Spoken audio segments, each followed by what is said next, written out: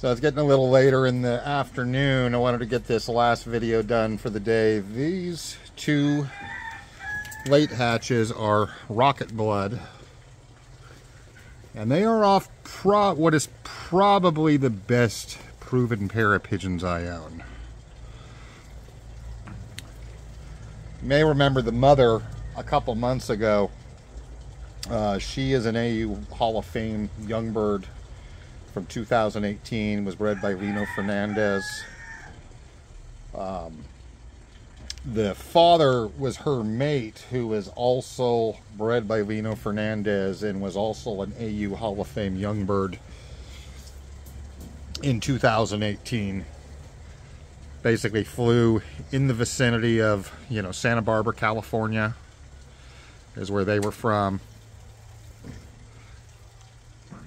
And just a super pair of race birds, multiple diploma winners. The cock flew in the top 8% of his club, and the hen flew in the top 10% of the club. In order to be a AU Hall of Fame young bird, you have to meet certain criteria. You have to have a certain percentage of success. Very few pigeons make it, so obviously to have must have been an incredible season for Lino Fernandez to have two of them. And subsequently, these birds went to Mason Loft in Washington. And Tamio, who owns Mason Loft, has had some pretty good successes at one loft races, and he only bred one clutch of pigeons out of the pair. And he sent one to AGN, and the other one went to Cuevos, and both of those birds, a cock and a hen, were money winners. So a pretty fantastic start for that pair. The pair are 2018 birds, so they are older, but they weren't really used much for breeding, and they definitely nicked well together.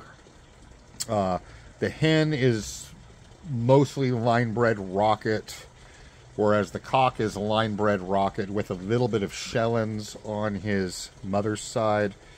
So they are closely related by a couple generations, but they are a little different.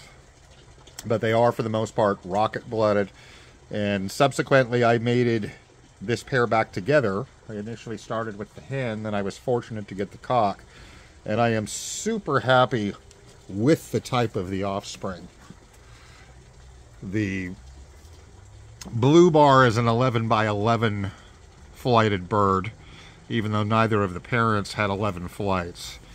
The blue check is 10 by 10. She's a little more open in the vent than the blue bar, but the blue bar handles like a dream. Just feels like silk in the hand.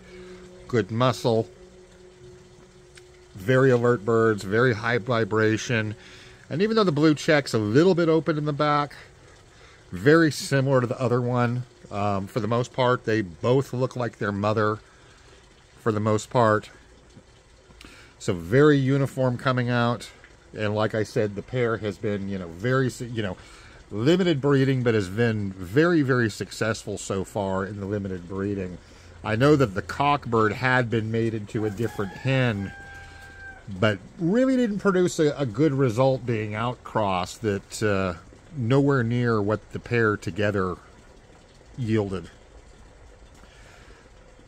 And out of curiosity, with this pair both being AU Hall of Fame birds and having both been great racers and then in turn producing two money winners, basically the only two birds off of them that have been bred went to OLRs and both became money winners. Very respectable placings, not winner, not first place, but in that top 20, in the top percent. Did very, very well. So I kind of wanted to find out what made him tick. I did send DNA samples to Phoenix Labs out of curiosity, had them tested for all 6 gene packages that they offer. And for the most part, nothing out of the ordinary came back, with the exception of the Cry1 gene, which is cryptochromes. So cryptochromes typically what it's regarded as is that it regulates circadian rhythms, you know, as far as the bird, you know, as basically as far as animals' ability to, you know, monitor the passage of time and things of that nature. However, that Cry1 gene is also highly associated with race performance. It is especially prevalent in the kittle birds in particular. New Kittle, who is, you know, one of the most famous pigeons in that family, he tested positive for Cry1, and there's been some other really well-known winners have tested positive for Cry1. So the interesting thing with the pair is that the cockbird tested positive for the common Cry1 gene. And there's two types of pigeons that basically test for Cry1. There's a heterozygous version, which the cock was. Then there's a much rarer homozygous version.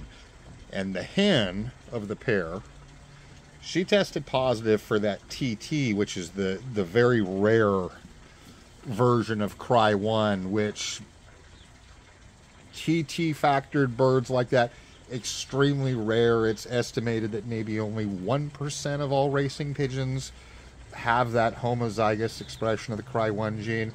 So the hen has that, and also the cock has the more common Cry1. Even the common Cry1 gene, very few birds still have it. 5 or 10% of the entire genetic population of racing pigeons are known to have it. So it's kind of something very, you know, uncommon. So to have the pair, you know, mating them together, you know, these guys, I've got them sent off to I've got samples from them sent off to the lab already. I don't have the results back, but they are going to test positive for Cry1 just because of how we know it inherits.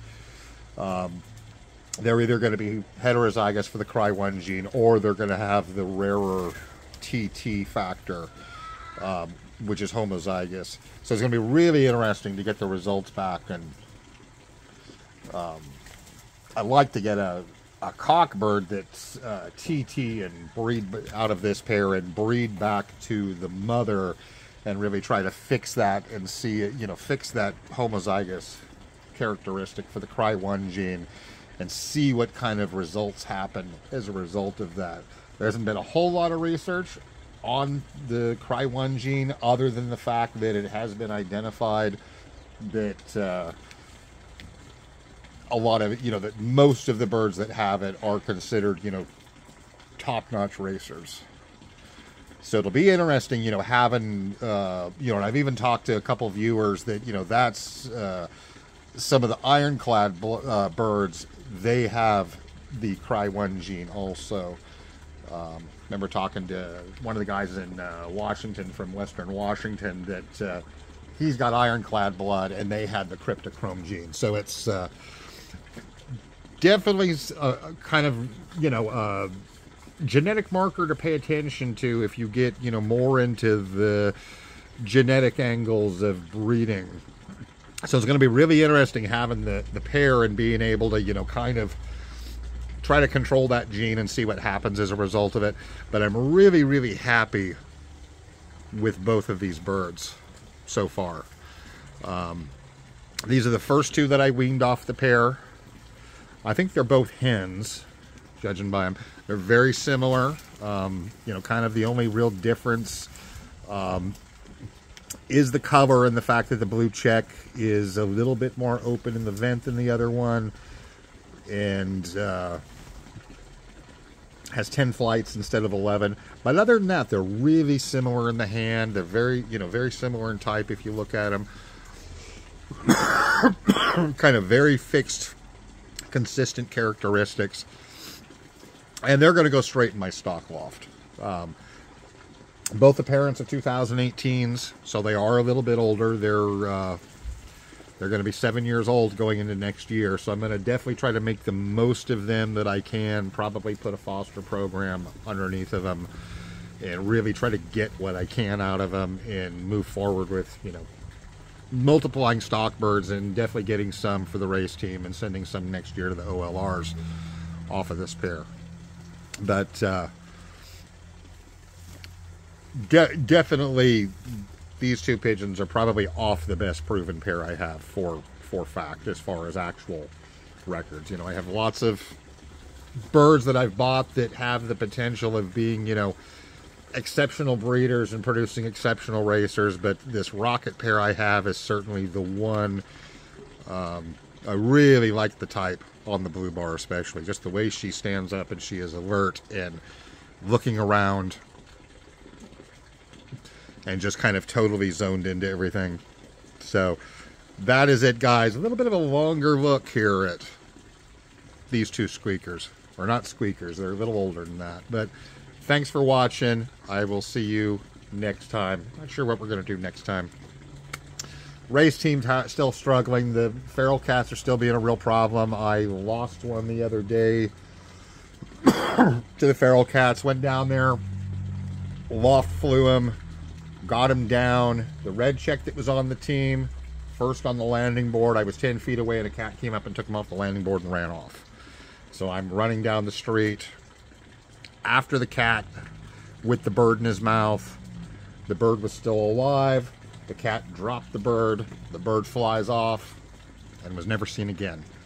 But I suspect it probably flew off and died of shock or bled out or something like that. But bird didn't make it, unfortunately. So now the race team, they're declining in numbers at this point, and now they're all, after that incident, they're all spooked. None of them want to go in.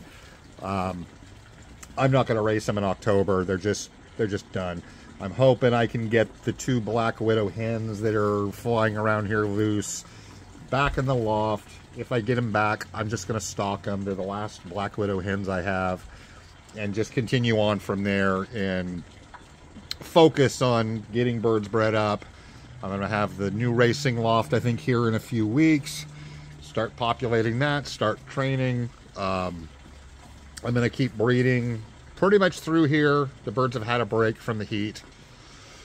But I'm going to get to breeding. I've still got plenty of bands left. I've probably got 50 left because I had plenty, and obviously with the adenovirus, you know, had stopped breeding. But I'm just going to push forward at this point. Get the new race loft built, get some birds trained up, get them on the road as fast as I can, train them short distance through winter, get them into the hills, maybe get them 25, 30 miles out, and at that point go into next spring before next race season and start pounding the road again, and hopefully have, you know, plenty going into May. So that is it, guys. That's the plan. Once I start on the loft, I'll start doing some videos of the build and all that, but that is it for now. See you next time.